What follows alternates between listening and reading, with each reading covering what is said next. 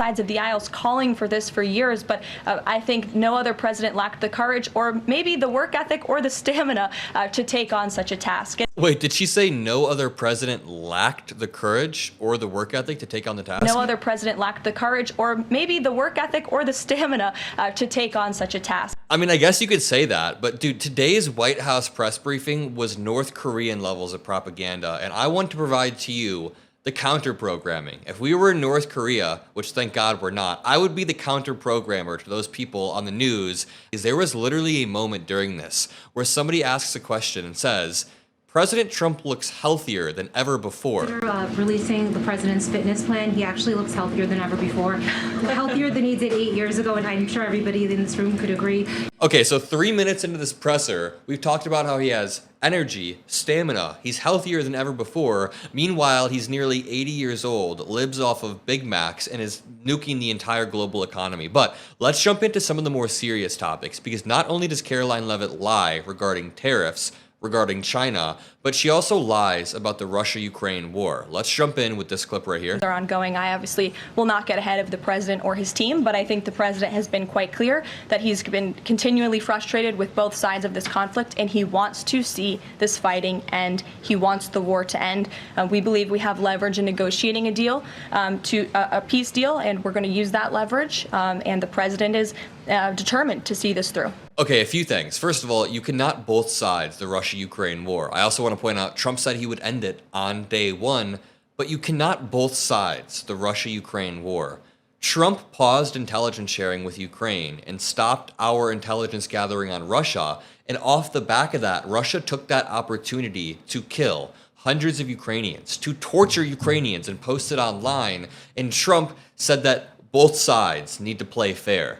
Trump is ceding all of Ukraine's leverage. I mean, for the art of the deal guy, he really does not know how leverage works. I try to explain this in my videos a lot, but right now, Russia does have a little bit more leverage, and Ukraine has less, because Russia has a bigger army, they have a little bit of land of Ukraine's, and they can just keep throwing people into the meat grinder. They're weak, but they have the leverage. Ukraine needs to gain leverage through security guarantees, through Western allies, through weapons from the US. When we give Ukraine weapons, that gives Ukraine more leverage against Russia. But when Trump pauses our weapon sharing, pauses intelligence sharing, what he's doing is he's losing Ukraine leverage, so they don't have the security guarantees necessary to fend Russia off in the long term. I hope I explained that well, but again, never trust any MAGA Republican when they talk about Russia-Ukraine. It is a very clear-cut war. Not often are wars black and white like this, but this one is black and white. Now here's Leavitt talking about isolating China. Hey, why would any of our allies work with us to isolate China in a trade war if we're treating friend and foe alike? You'll have to talk to our allies who are reaching out to us. The phones are ringing off of the hooks. They've made it very clear they need the United States of America. They need our markets. They need our consumer base. You saw Prime Minister Benjamin Netanyahu in the Oval Office with the president saying that he was going to bring down all of their monetary tariffs and their non-monetary tariff trade barriers as well.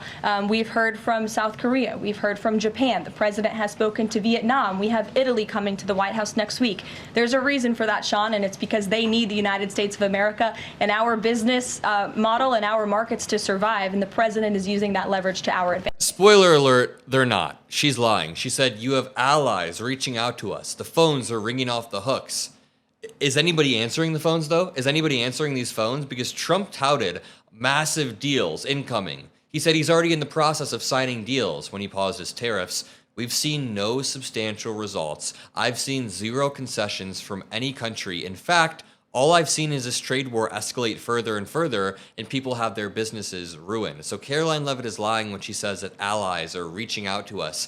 You know what's kind of funny? It's the opposite. I made a video about this earlier, but Canada's Mark Carney played the hell out of Donald Trump. He, when he got into power, got a few other countries to buy a bunch of US bonds. And then when Trump started his whole tariff debacle, Carney was slowly selling.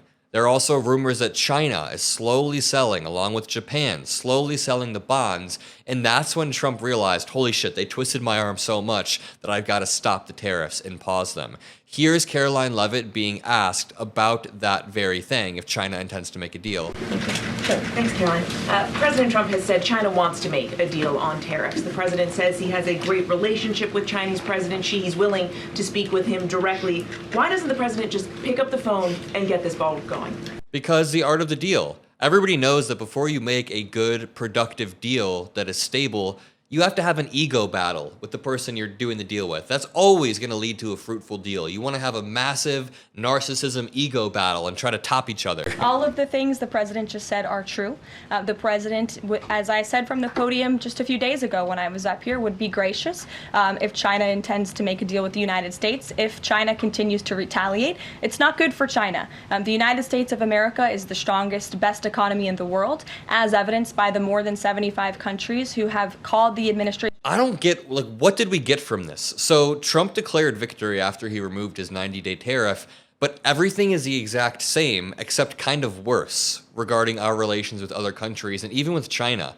And I want to be nuanced about this because I'm actually okay with slapping China in the face. I'm actually okay with strategically trying to hurt China or stop them from abusing human rights. They've genocide Uyghur Muslims.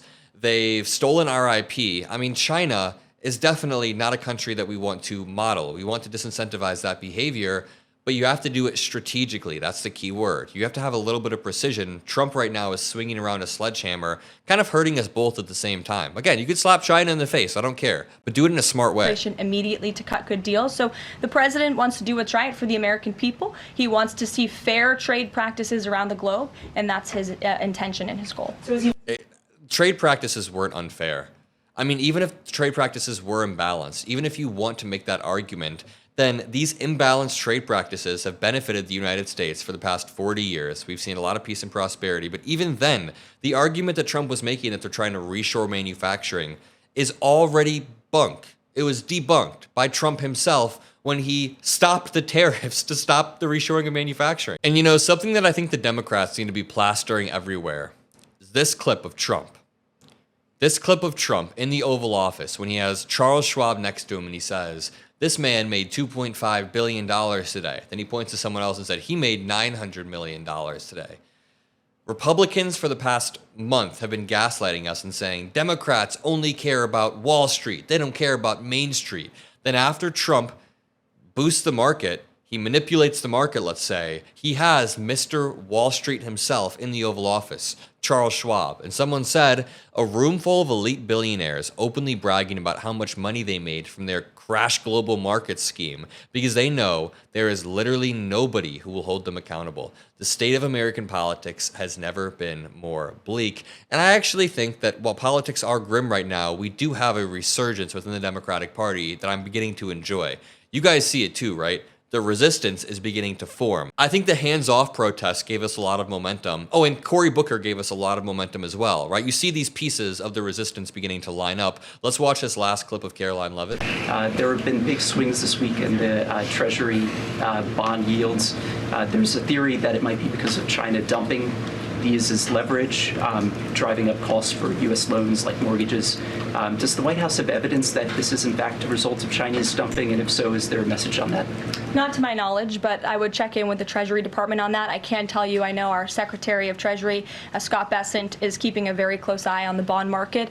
I bet he is. I mean, everybody's keeping a very close eye. It's kind of terrifying watching a bunch of countries coordinate a slow bleed of the bond market. And that is what the prevailing theory is right now. I'm going to leave it at that. Drop a like. Make sure you subscribe to help us beat MAGA media. Some Trump supporter on Twitter said, at Elon Musk. He didn't even spell Musk right.